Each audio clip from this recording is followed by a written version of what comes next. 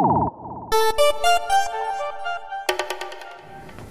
and welcome to Hospo TV, the hub of the hospitality industry. We're here at the 2010 Culinary Fair and I have with me Anita Sarginson, the National President of the New Zealand Chefs Association. Hi Gemma. Hi Anita, thank you for taking the time out to come and join us here. More than welcome. Cool, fantastic.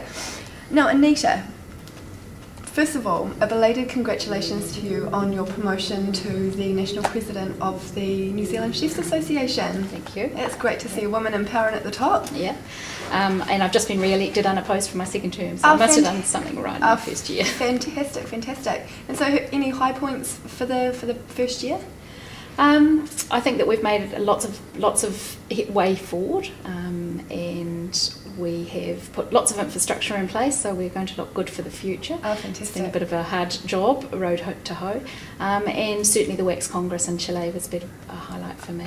Alright, now, and I hear that you're an extremely sought after demonstrator and presenter. Would you like to give us a bit of background in your experience, your vast experience in the hospitality industry? I've been a chef for 27, 28 years now, so I've been around the track. It's a theatrical type of business that we work in, and I don't know whether I'm a sought-after presenter as much as you say, but I certainly like to have a bit of fun with the audience when I'm out there, so I think that's why I get asked back to things. Oh, fantastic. It's the lighter side of the industry. Oh, definitely. Well, it's a very social industry, isn't it, as well, and lots of characters involved, I'm sure. Yes. Of which you seem to be one as well. Yeah, I think so. I think it's the ginger gene at times where you just can't actually help the bad temper coming out, sure. And that's a bit of theatre for people. They're not used to seeing that. And yes, we've got strong characters. We've got people that are very passionate about the industry and the pursuit of excellence. And I think they're driven and motivated people, so I think there's always a little bit of ego that comes out there too. Definitely. We all need a bit of ego, don't we? Cool. Now Anita, so would you be able to tell us a little bit about what the New Zealand Chefs Association actually does? Okay. We're a member-based association, so we're much like Hands and Rands. However, our membership is based off the technicians of the industry, so not quite so many. Some people hold dual membership where they're actually owners of business, but more often we're kind of at the coalface a little bit more. Okay. We are here to support and advance cooks, patissiers, confectioners in their pursuit of excellence and training within the industry. Fantastic. We're the member association for the WACS, which is the World Association of Chef Societies, and it's a 92 member country association. Cool. So when we get together, it's a pretty big hoolie. There's a lot of people from all corners of the world. I bet. And really about advancement for young cooks and young practitioners too, and giving them support and encouragement. Oh, that's fantastic. And Anita, I understand that there's 8 branches across New Zealand. So what are there different sort of forums for each branch, or? We do have 8 regions, that's correct, and then we have all bound to the national office, which is essentially an elected presidium of 4 of us. Sure. So myself as national president, Philip Russell's who is our national administrations director, Keith Clark, who's our finance man, and he holds what we call affectionately the Frock and Shoe Fund. Oh, very nice. And I don't get new frocks and shoes, unfortunately, but I'd like to. And Gary Miller, who's our vice president based down in Canterbury. Fantastic. Our 8 regions are Northland, Auckland, Waikato Bay of Plenty, Central, which encompasses Hawke's Bay and Palmerston North, Taranaki, Wellington, Canterbury, which also has really big geographical area. They do Blenheim and Nelson in the Tasman district as well. Yep. And then Otago, Southland. Oh, fantastic. Wow. So we've got the whole country wide up. Yeah, definitely.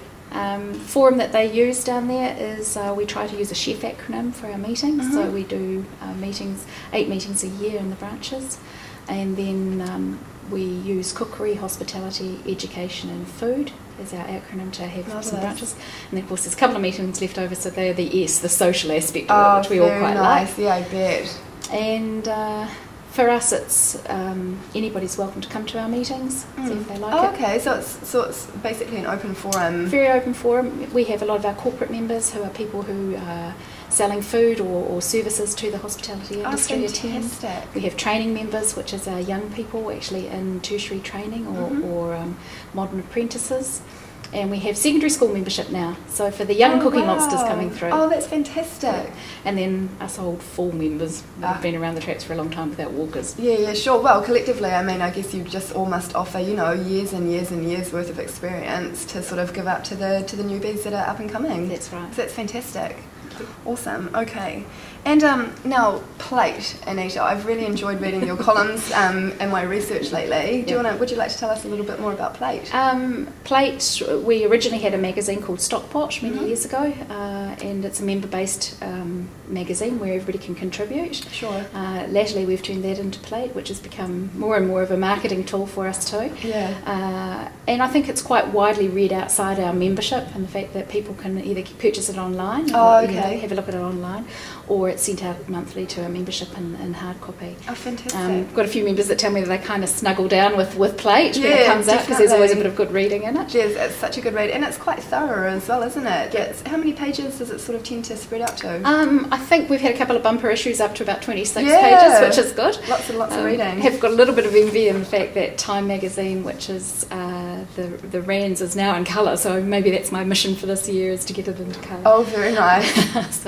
But we do enjoy writing about what we're doing and letting people know, and a bit of full focus, and there's always from me a little bit of political commentary sometimes on definitely people that have annoyed me around the country. Yeah, sure. I remember reading one of your columns, and it was about sort of, I think it was the gender stereotypes within the hospitality industry. Yes. Yeah. Would you like to add any thoughts or comments on that one, or? I think that one of the things that we do is, it's long gone are the days where women are not accepted within our industry, and I think that we are the people that are out there recognising that it's a non-gender specific industry. Definitely. And if you do the hard yards, you do the hard yards, and you're a good practitioner because of your skill base and, of and course. not your gender. Yeah, long gone is that sort of old school of thought, isn't it? Yeah.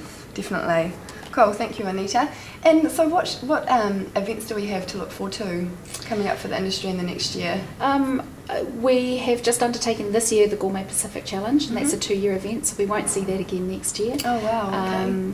We have had a super show, and we had a fantastic finish for the New Zealand team. Yeah. And the fact that they beat the Aussies, which is always a very pleasant thing to do, and wonderful to do it at home too. It's been a very long time since we'd had an Australian team in New Zealand. Oh, fantastic. And is there much camaraderie between the two teams? You know, I mean, of course they're I think the ACF, we've had in the last year a lot more to do with the ACF, the Australian Culinary Federation, as they're known. And we certainly have very strong ties to the chaps in Melbourne and the chaps in Western Australia. Fantastic. From a New Zealand culinary team focus, they'll be heading to Western Australia to Oceania Fest, in Perth, in March. Oh, how exciting! Yes, and we've got 3 new culinary team members, so that'll be their first outing, which will be super. And I think there might be another couple coming on board, just dependent on the outcome of these competitions. Sure, fantastic. And then culinary season will start again in May for us, so it's kind of 6 months of tootling around the country and assessing people and seeing all the fine works for everybody, the combination of coming to here. Oh, very nice. Obviously, Rugby World Cup will be a big focus for chefs and hospitality industry, so how we're going to manage that. And we're having our national conference coming up in 2011 in Wellington. Oh, very nice. So we're going to house that at Te Papa, and it's going to be a really magnificent couple of days. Oh, I bet. Oh, how exciting. The amazing culinary race. Yeah, and what does that involve? We're going to have pit stops around the city where we're going to get chefs to ply their craft to the public. And we've got a radio station involved, and I think that it'll be a little bit of tomfoolery. Oh, I bet. Quite a lot of fun, and certainly, hopefully, raise the profile of cooks in the industry. Definitely.